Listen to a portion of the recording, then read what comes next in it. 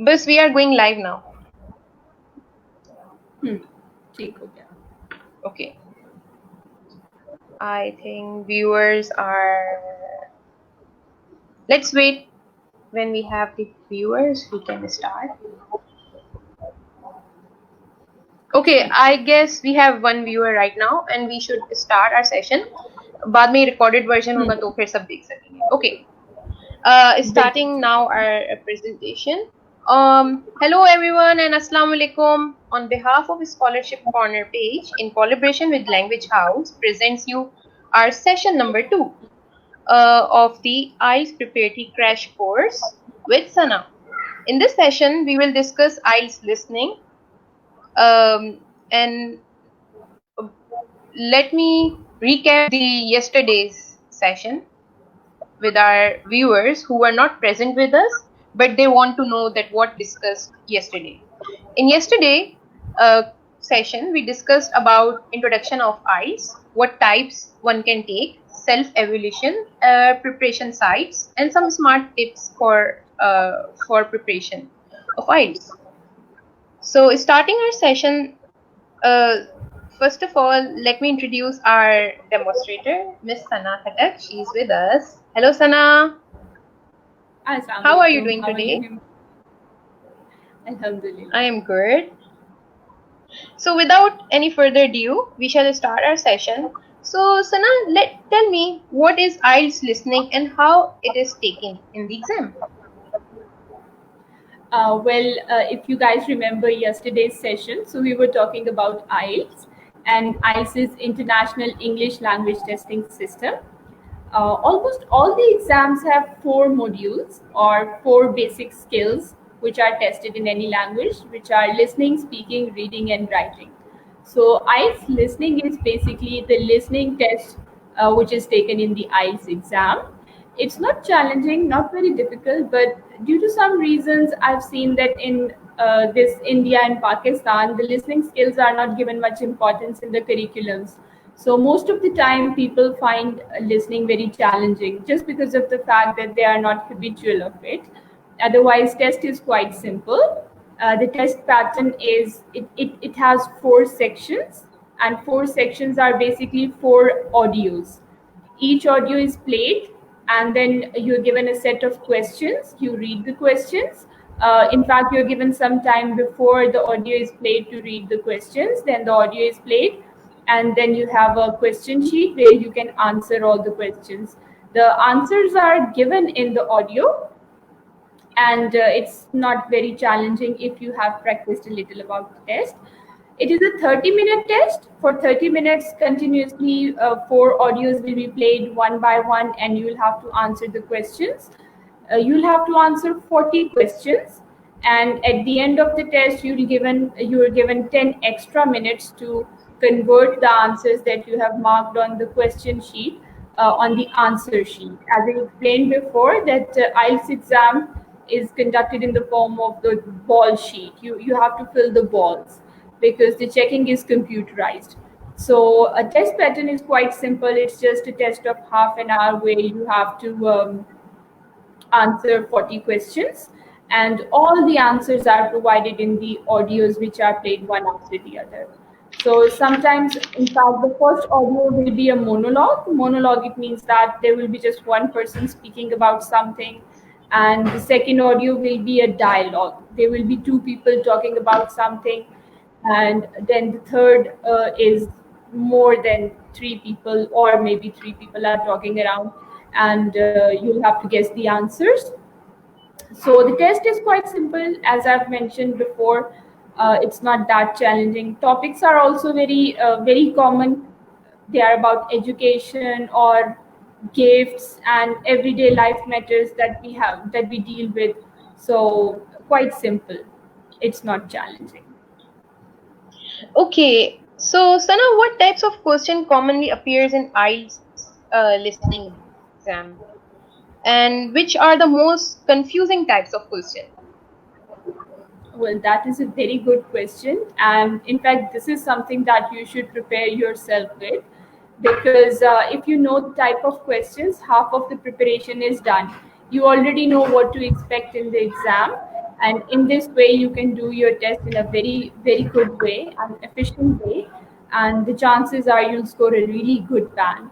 So Hema, if you could please share the slide, I'd like to people can note down the types of questions from there as well, and I'll explain them one by one.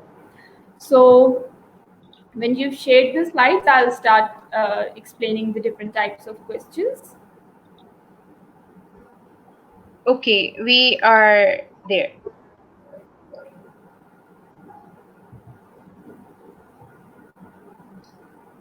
Okay, Sana, can yeah. you see my So slides?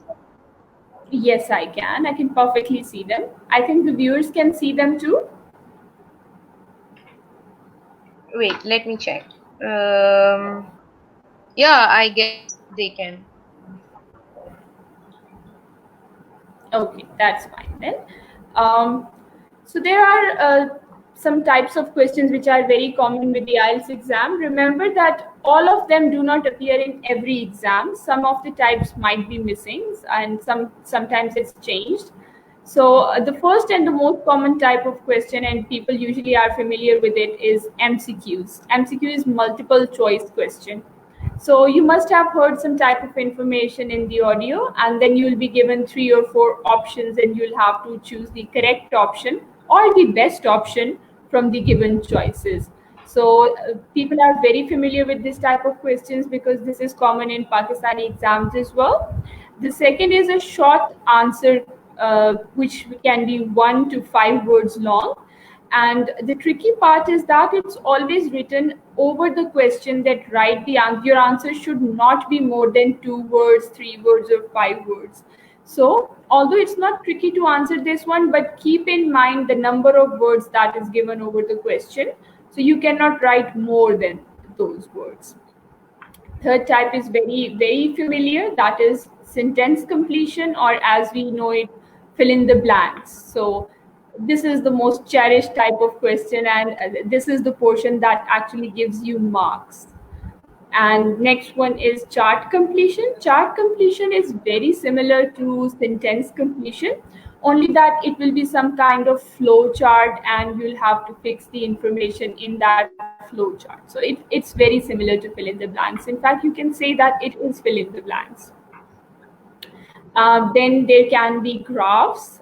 Sometimes the information that they are talking about, the two people are discussing a graph, and on the question paper sheet, you're given a graph, and you'll have to fill the information from the audios into that graph.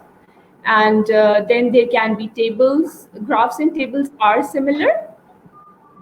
Tables are like you have been given all the information in the form, in the tabular form, in the dialogues, and by listening to the dialogues of the people or the lecture, you'll have to fill in the tables. There might be some kind of values, or it might be that it is a chart which is telling about the different times of trains or vehicles, and you'll have to fill in there. And but the most complex type is the maps, where you're given on the question sheet, you'll have a map, and different portions of the map will be marked.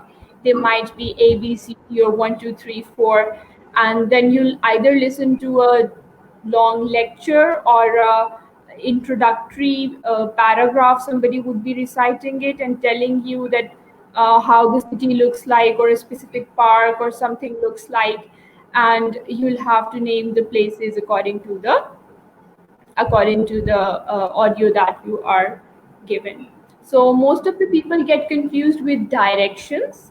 My advice is that draw a simple north south fork at the corner of your sheet. That will immensely help you in solving the maps. Also, if you can judge that what type of skills are being judged in that specific type of the question, that will also help you. So note that there are namely 6 skills which are being checked in the listening section. First is they check that how good you are with making notes on paper, like scribbling, or in your memory. So I suggest that when you're practicing your listening test, try to improve your memory as well. Try to keep as much information in your memory as it's possible. There are many online exercises given.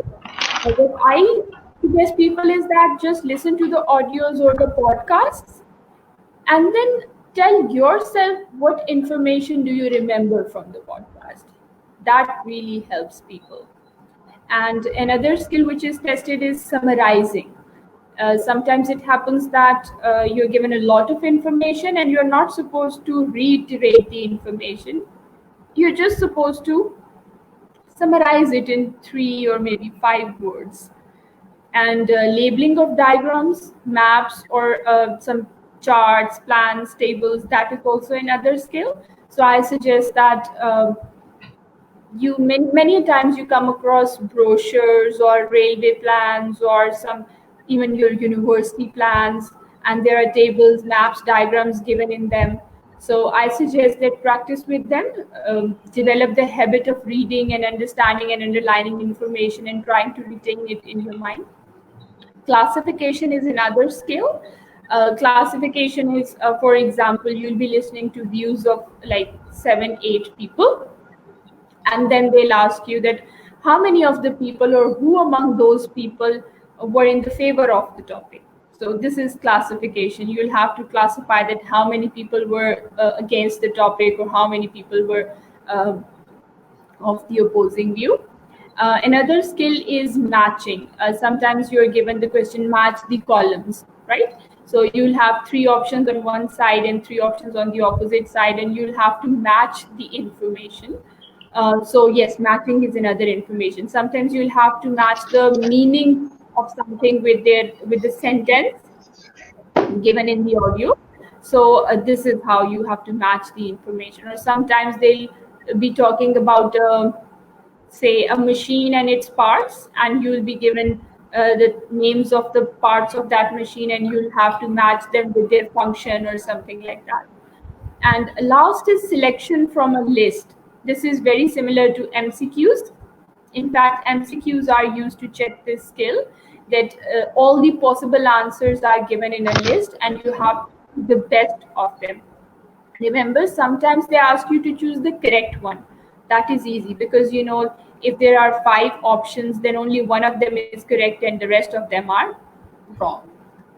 Sometimes they ask you to choose the best option, which means that it's possible that there are more than one correct answers, but you have to choose the most appropriate one. So that is going to be a little challenging. So keep your mind very clear and keep in mind that which is the most correct option. So if you stress that in this way, you will be like really good. You'll do this session in a very good manner and make sure that you are not losing any marks of that.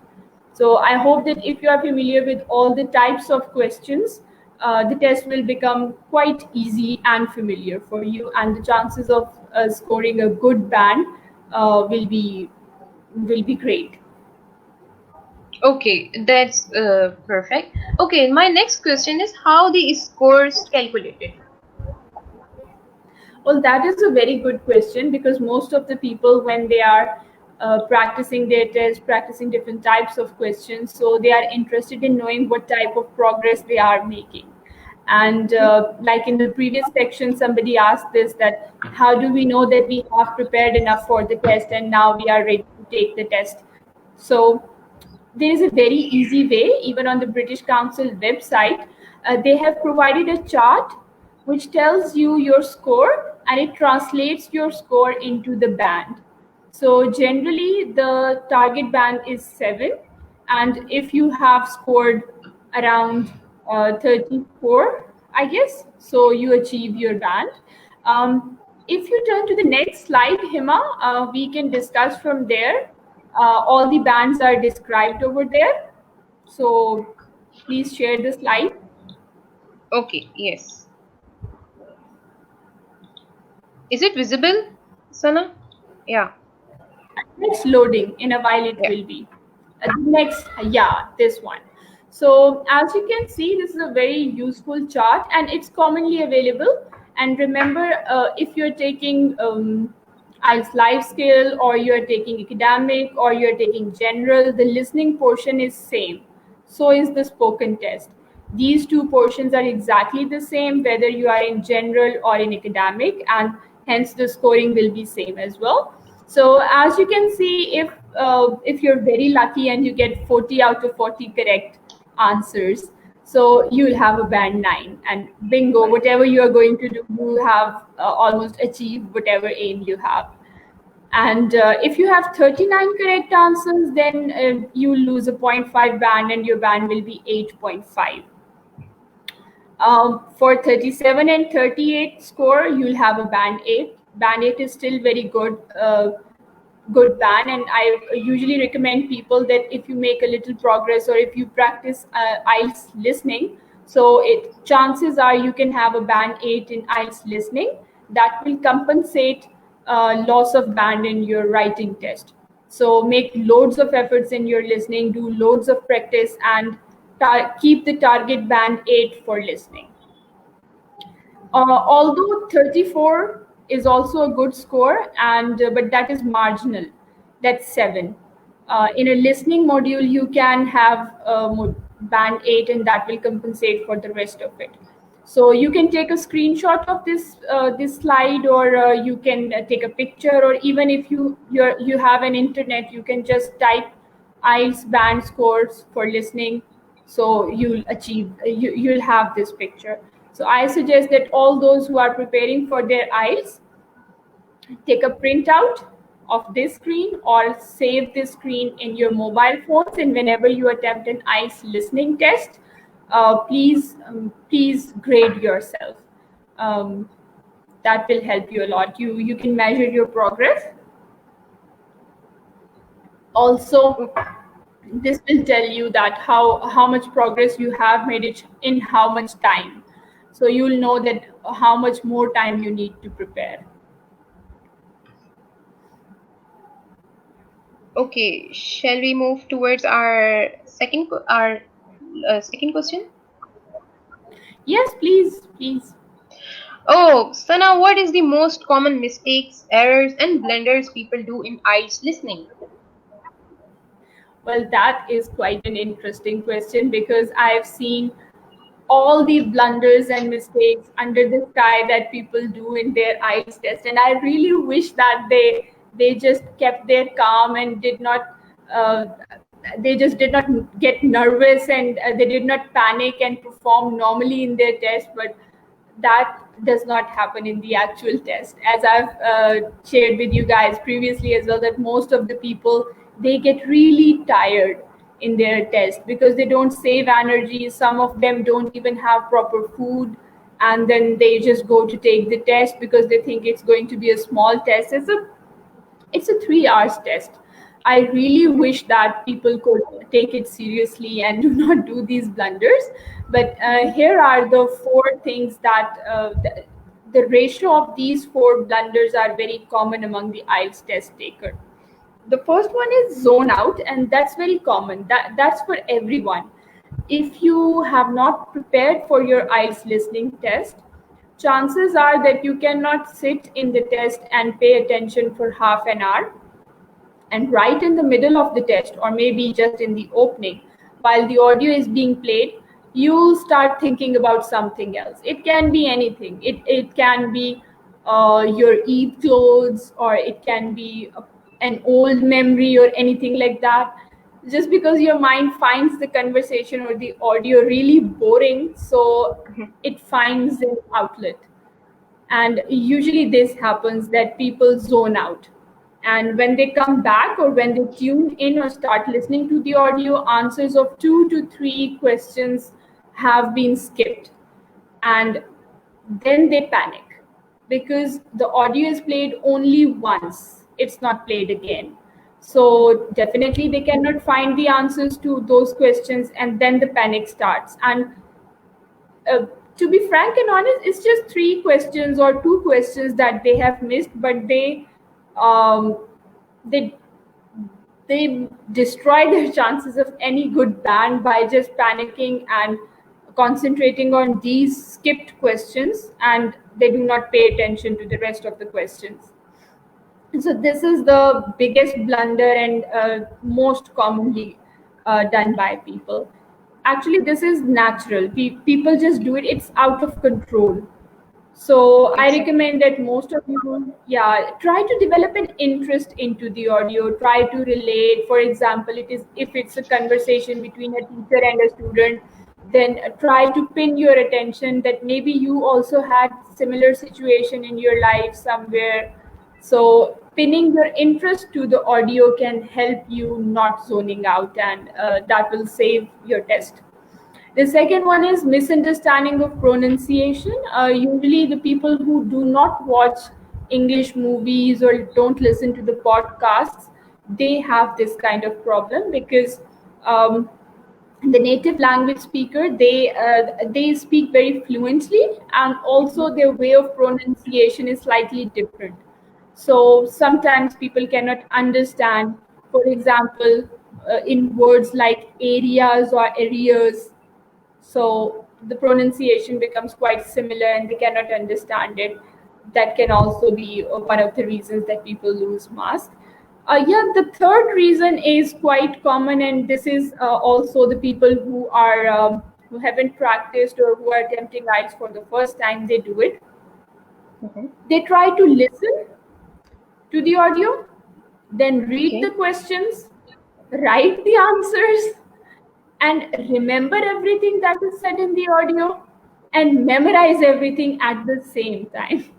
So it's not just the one task, it's like five things that they are doing all together. And this is the reason that they fail to do any of them properly.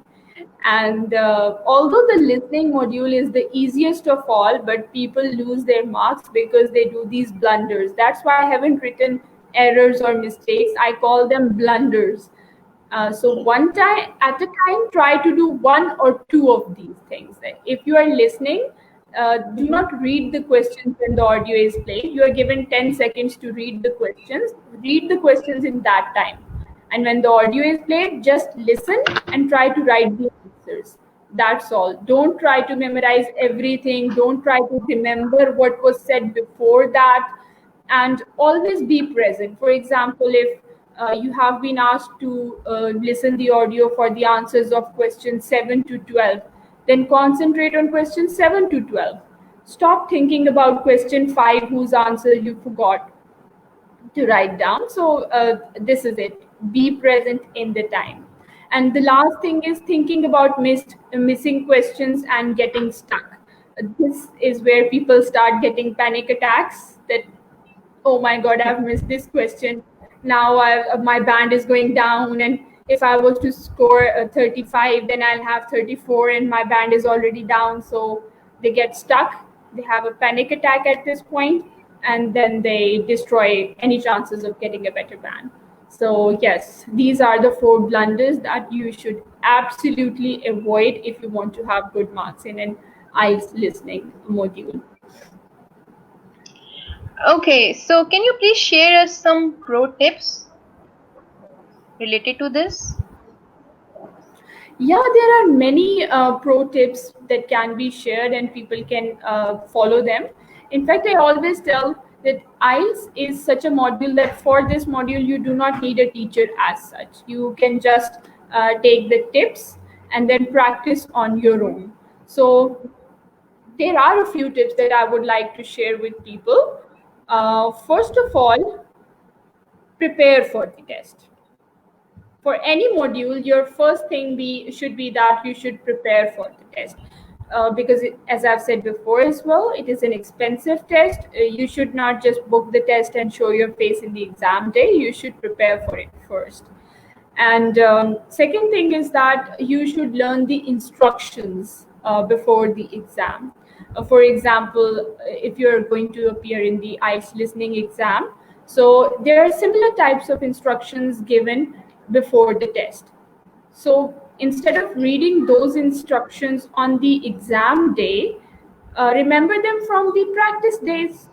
These are the same instructions. Read them once when you're practicing, and you don't need to read them again on the test day. Save that time and read the questions. And second tip is Okay. understand and practice all types of questions, right? Like I've given you these 7 or 8 types of different questions. So I usually tell people that practice all the types of question and understand what you are supposed to do. For example, there is a little hitch in that question where you have to summarize the answer of a paragraph or a long lecture in 3 to 5 words, and it's written over the question that do not write more than 3 words. So the trick is that if you write more than 3 words, your answer is wrong. So understand the questions, all the types of questions. Like I told you, the difference between choose the correct answer and choose the best answer. Sometimes people get confused with that. So understand the types of questions and practice them. And on the day you'll be familiar with the type of questions. Hence, you'll be very clear that how you have to perform them. For the sake of practice, I always tell people watch loads of movies and listen to the podcasts. British Council have their podcasting channels. You can use SoundCloud. There are many podcasts related to IELTS over there as well. Listen to them. And then for the memory improvement and summarization skills, I always recommend people to make practice making notes. You have the question booklet, and when the audio is being played, so sometimes you get a hitch that this is an important piece of information and there might be a question related to that. So scribble that at the side of the paper on the question booklet. You can scribble it because the Okay. audio will not be repeated. So that is also a memory saving device. And um, if a question has been missed, just make a guess and move on. Don't waste your time, don't panic, because what's gone, that's gone. What's done cannot be undone. So instead of panicking, just make a guess about the answer of that question and move on. Don't get stuck with that question and destroy the rest of the test as well. So there's another thing. Many times, some test centers provide you with the headphones, and some do not provide you with the headphones. So before you register for your IELTS test, choose a center that provides the headphones if you are practicing with the headphones, or if you have to be in home. So confirm from the IELTS test center that whether they will be providing you with the earphones or not. And I always recommend people to take their own pencils and pens. Although at some test centers you are provided with a pencil or a small pencil case from the test center, but sometimes and some centers do not provide that. So just for the case of emergency, it's good to have a pencil than not to have one, because eliminate all the chances of having panic attacks on the test day. Also, take your test IDs and everything with you, which is a compulsory thing. Even before the test, you will receive an email or a message which will remind you to keep all the documents with you. And when you reach the test center, before the test, they play the audio and they ask all the participants to to check the audio, the whether they can listen everything clearly or not. So at Okay. that time, if you have a problem, please stand up and tell them that at your seat there is a problem, or if your earphones or your earpiece or anything is not working. So that is your chance to tell them. Be attentive and be confident. Sometimes people just get shy and don't tell that they have a problem with their earpiece, or the place where they are sitting, the sound is not clear. So that is your chance. You have paid for the test, and they ask you. So it's nobody's flaw if you do not stand up and speak for yourself. Just tell them. And my last advice is, or precaution that you should take is, once you know the answer, please spell it correctly. Please spell it correctly. If your answer is correct but your spellings are not correct, you're not going Wrong. to get any marks for that. So this is my last advice for the people uh, who are who are to appear in the IELTS listening exam shortly. Mhm. Okay, So I would request, sorry to cut you, Sana. I would request all our listeners, if they have any questions, they can put down in their comment section. We will be taking their question in 5 minutes. Okay. Oh yeah. Meanwhile, Sana, I have a question regarding the same thing. Mhm. When we are in the listening test, so you said that we should spell it correctly. Let's suppose the answer is in the number form, but in like the correct answer is in words form, and I have written in the number form. Like it's 12th century, and I have written in one two and th. So that is counted correct or it's counted wrong? Well, it is counted correct. You have the option, either you can write it TWELVE 12, or Okay. you can write it in the digital form. Both digital and tabular forms are accepted, and both are correct. You can write them. But yes, if you have to write 12th century and the spelling of 12 is wrong, then definitely you will be penalized for it, because it is a language exam at the end of the day. So it's better that just write 1 2, which is 12, and then century as a whole. Okay, so it's time to take the questions from the audience. We have our first question from Lasso Silva. She's asking, will be there any negative marking from wrong answers in IELTS? Well, there will not be any negative marking. Let me explain to you what negative marking is. Negative marking happens in this way, that if you write something at the start of the test, you are at zero, and when you have a correct answer, then you get 5 points or so. This is positive marking. And in the same test, when you move forward, there comes a question about which you are not sure whether the answer to this question is correct or not. So if you leave that question, you do not get any marks, or you do not lose any marks. You stay where you are, right? But if you attempt to answer that question and your answer is wrong, then marks will be deduced from what you have already gained. For example, if you had a score of 5 already, then you'll be penalized for 1 mark for the wrong answer. So your answer for giving a wrong answer, your score of 5 will go to 4. So this is not done in IELTS exam. There is no negative marking in IELTS exam, and that is the reason I always recommend people that if you are confused about an answer, go for it. Whatever comes to your mind, don't leave the answer space blank. Write whatever comes to your mind. The best guess. Do intelligent guessing and write, fill the space. Don't leave it, because there is no negative marking, and there is a 50% chance that whatever you are writing in the space is correct. So in that case, you will be gaining a mark, and with one if if you have two correct answers, you move a band up, right? So it is important to keep guessing, even if you don't know the answer. Giving an intelligent guess is, I think, very very useful. Okay, we have another question from Sharik Shada. Will listening be the first test among all the four sections by default? Yes, listening will always be the first module in all the IELTS tests, and also listening is always the first skill that you learn in any language.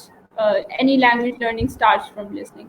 So yes, listening will always be the first module uh, whenever you go for taking IELTS. Or there is one thing that sometimes it happens that before the actual test day, you are called in for your spoken test, the interview. So yeah, in that case, if you are asked to come on a separate date for your spoken test, uh, then only then your spoken can be taken before the listening one. Otherwise, listening is always the first module. Your listening, reading, and writing modules take place on one day, and on that one day, listening will be the first of all three of them, always. Okay, so Gohar Javed is asking, can we write the key points on of audio conversation on the question sheet? Like, can we mark it? Yes, you can write. In fact, I've mentioned that as well, that it is a very good thing to make points. If you think that this information can be asked or was asked in some of the questions, but you cannot remember the question, you are allowed to make your notes on the question sheet. You will not be allowed to bring the question sheet out of the room, but you are allowed to write any question, any scribbling, and scribbling of any notes on the paper is completely allowed. So yes, it is a good idea to make notes on your question sheet. Okay, another question. Sange Penjore is asking, is the answer also accepted even if you use capitalization? Yes, it is completely acceptable even if you use capitalization. In fact, many of the instructors they recommend to their students to write the answer in the capitalized form, because capitalized form is very clear, and because the marking is done by the computer. So if your writing is legible, it is clear, it's easy to read, chances are that your band score will be better. So capitalization is completely acceptable in IELTS listening exam. For writing exam, it will be different. You cannot do the writing exam in all capitalized form, but for listening, it's perfectly fine. And even I also recommend that write your answers in the capitalized form for clarity. Okay, now the next question is from Ikra Sadia Rao. She is asking how to overcome the speed and follow the reader clearly. What's the journal tips for someone who wants to get 8 band in listening?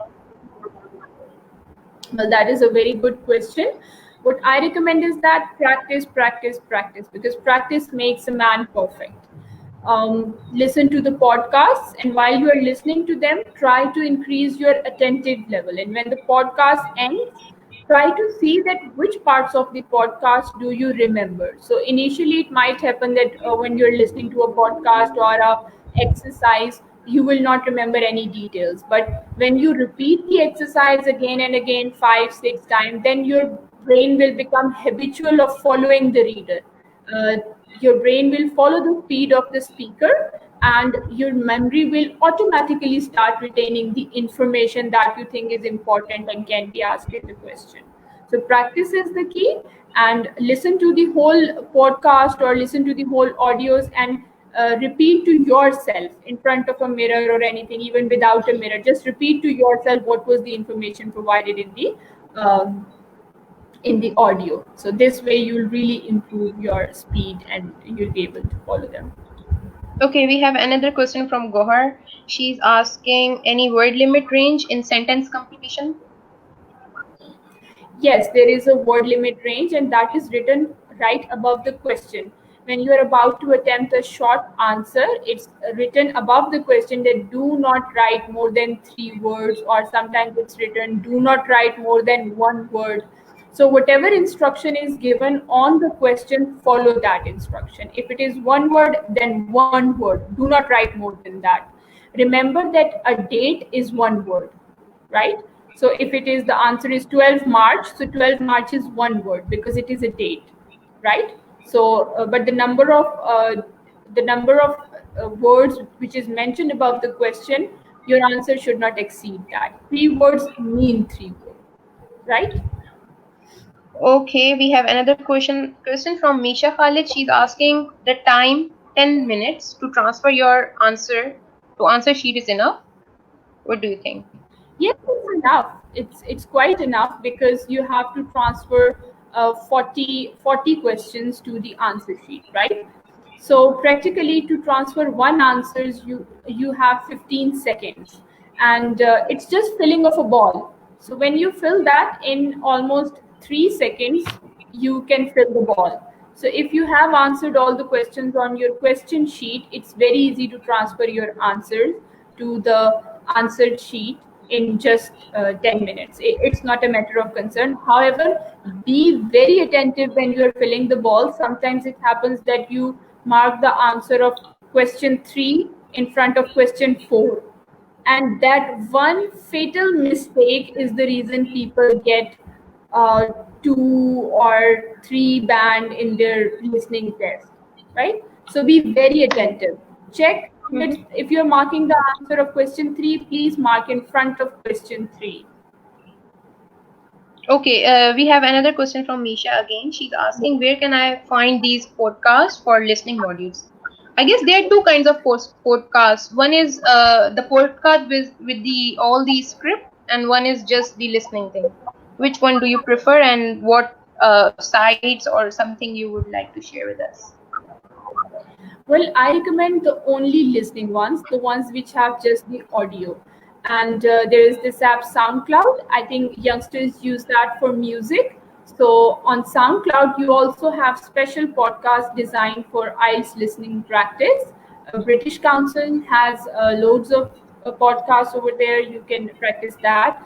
And there are other channels on SoundCloud which give academic or related to academic podcasts. So listen to all of them. And yeah, I recommend SoundCloud for that. And the British Council website, there are some podcasts or some audios over there for practice. So practice with them. But do not practice with the script, because in the real test, you will not have the script in front of your eyes. You will just listen to the audio. So practice with the audio, not the script. Okay, some very quick questions, Sana. Fahim Khan is asking how much time for listening test. Well, it's 30 minutes. For 30 minutes, Okay. audios will be played and you will be answering the questions on the question sheet. After that, you can transfer the answers from your question sheet to the answer sheet. You'll have 10 separate minutes to transfer the answers. But remember, if you are sitting in IELTS, computer based IELTS, then you will not be given those 10 extra minutes, because in computer based IELTS, you are marking the questions on the computer right there and then. So there is no transfer of answers from question sheet to the answer sheet in computer based IELTS, right? Once Okay, you've we marked the have, answer. sorry, we have a myth which is confusing for most of the people.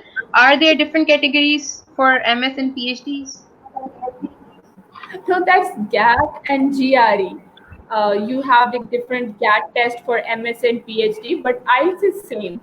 And this is completely same for MS or PhD or whatever you are going to do. You have to take the same IELTS exam. There is no separate IELTS for MS or for PhD. There is just one IELTS. However, GRE is a separate thing, and you have to take a GRE for applying to a foreign university as well. So no, there are Okay, no different types. There's one IELTS. IELTS academic for both MS and PhD. You'll have to take IELTS academic. okay, we have another question from Mohammed Salim. He says how to improve pronunciation. In how many days we can prepare for IELTS test? Is it necessary to join academy or for preparation? Well, because today's session was about the listening, IELTS listening, so I'll answer his question according to the listening module. For listening, we do not need to have a teacher necessarily. Listening can be done on your own. It's very convenient. You just need to practice, and to improve pronunciation, go to the British Council website. They have special sets of lessons designed, and you can practice your pronunciation over there as well. Pronunciation, we're talking about listening, pronunciation, and understanding the words. So I recommend watching loads and loads of English seasons, English movies, even animated movies. If your pronunciation is weak, I recommend start with animated movies, because animated movies are slow. They are for the kids, so characters speak words very slow. So you'll pick up good pronunciations from animated movies. Start from there and then move on to the other movies. So inshallah, very fast you'll develop some kind of improvement in your pronunciation. And how much time is needed, that varies from person to person. Everybody's language learning skills takes different time to improve, but usually pronunciation, speaking pronunciation takes more time, but understanding pronunciation can be improved in almost 2 months. But at least 2 months are needed to improve your listening to pronunciations. Okay, so Salman Mirza is asking, what do you recommend? Either go for computer-based test or paper-based test. Well, that depends upon your education and your practice. So, if you have studied or done degrees using paper based books, and you have always appeared in the paper based exams, then I think you're more familiar with paper based test and exams. So, it will be good for you to appear in paper based IELTS test. Right now, paper-based IELTS tests are not open, and the only option is computer-based test. So you can wait. If you can, then please wait till the paper based tests are open. However, if you are very comfortable with online learning, and you have often participated in e-learning courses, and you have taken internet based exams before, and it's comfortable for you, and your online or your screen reading time is also good, then I recommend go for IELTS computer. The advantage of IELTS on computer is that your result comes really fast. You receive your result in just 7 days, or maybe even faster than that. So that is one advantage. If you have an emergency, and if your e-learning is better, if your experience with online exams and courses is good, then go for IELTS computer. And if it's not, you have studied in the traditional ways, then wait and attempt IELTS paper based test. Okay, so now we are moving towards our end, and we are taking our last question from Aziz Rahman. He is asking, how can we check ourselves, either we are good in listening or not? How one can check Well, himself? yeah, well, the answer to that is very easy. There are many practice tests available. So do a practice test and then see how many correct answers you have out of 40. So say if you have 34 correct answers, then on the internet the scoring chart is available for IELTS listening, and you can easily see that for 34 correct answers you have a band 7. So as I said in the beginning of the lecture, that save that scoring sheet in your mobile phone, or have a printout and paste that in your book from where you're preparing for the IELTS. And every time you do a sample test, check how many answers are correct. And by the scoring sheet, you can see that. Hema, can you please show the scoring sheet again? Okay, just give me a second. Yeah,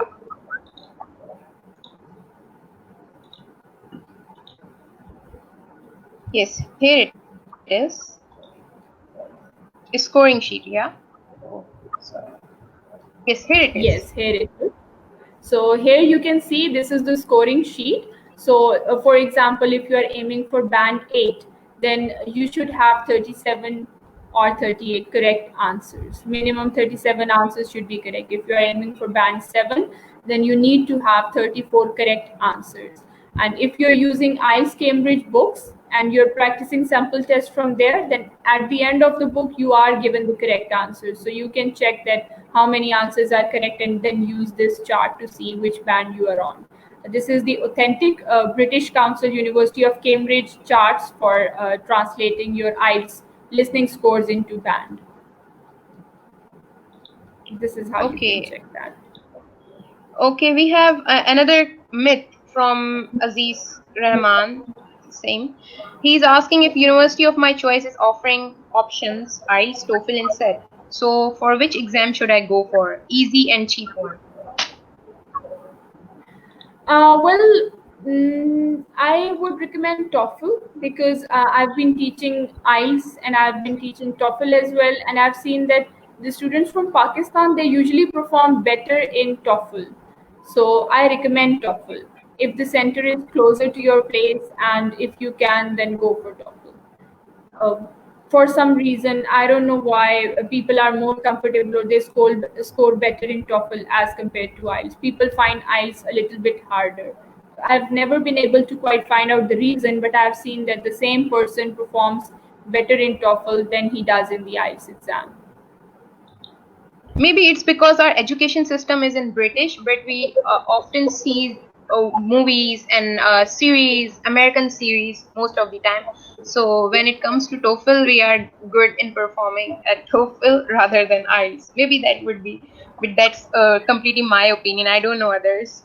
Okay. Actually, Yeah. all the accents are acceptable in both IELTS and TOEFL. The recognized accents, British, Australian, American, Indian, or African, whatever. So all the recognized accents are acceptable in both IELTS and TOEFL tests. But it's just a random thing. I don't know. Maybe there's just no reason. I don't know why, but people slightly perform better in TOEFL.